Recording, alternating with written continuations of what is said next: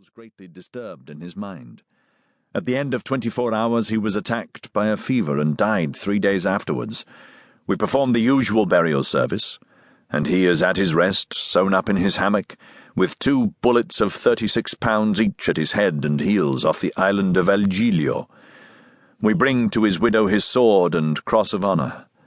It was worthwhile, truly, added the young man, with a melancholy smile, to make war against the English for 10 years, and to die in his bed at last, like everybody else.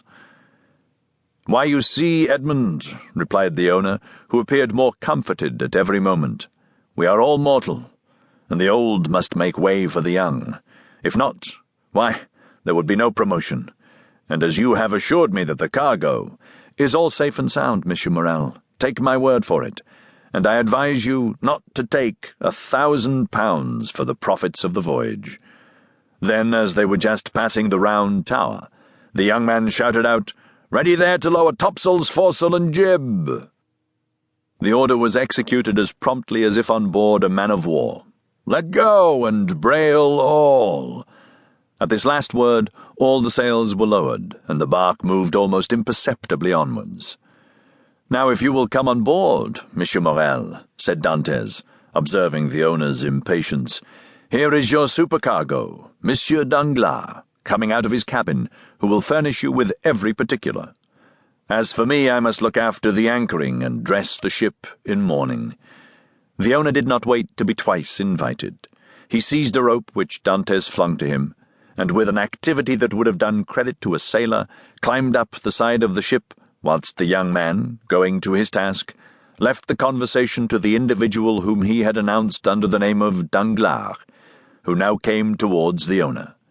He was a man of 25 or 26 years of age, of unprepossessing countenance, obsequious to his superiors, insolent to his inferiors, and then, besides his position as responsible agent on board, which is always obnoxious to the sailors, he was as much disliked by the crew as Edmond Dantes was beloved by them.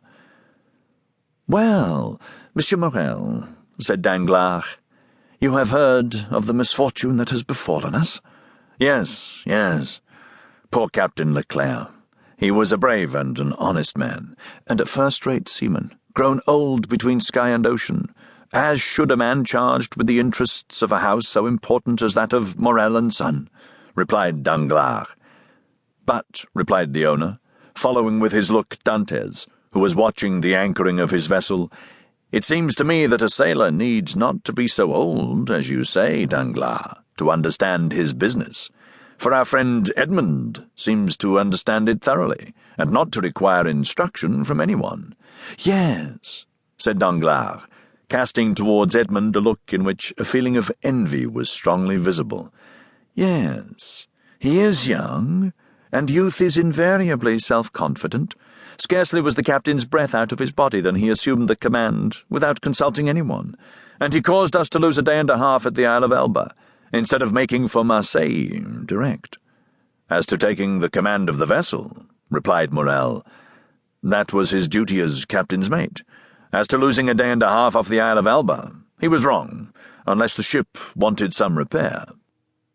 "The ship was as well as I am, and as I hope you are, Monsieur Morel, and this day and a half was lost from pure whim, for the pleasure of going ashore, and nothing else." "Dantes," said the ship-owner, turning towards the young man, "come this way." "In a moment, sir," answered Dantes, "and I'm with you." Then calling to the crew, he said, "Let go!" The anchor was instantly dropped, and the chain ran rattling through the porthole. Dantes continued at his post, in spite of the presence of the pilot, until this manoeuvre was completed, and then he added, "Lower the pennant half-mast high. Put the ensign in a weft and slope the yards." "You see," said Danglars, "he fancies himself captain already, upon my word."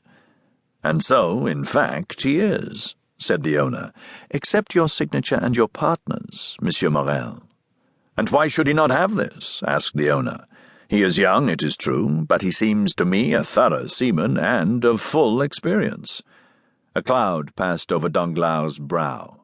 "Your pardon, Monsieur Morel," said Dantes, approaching.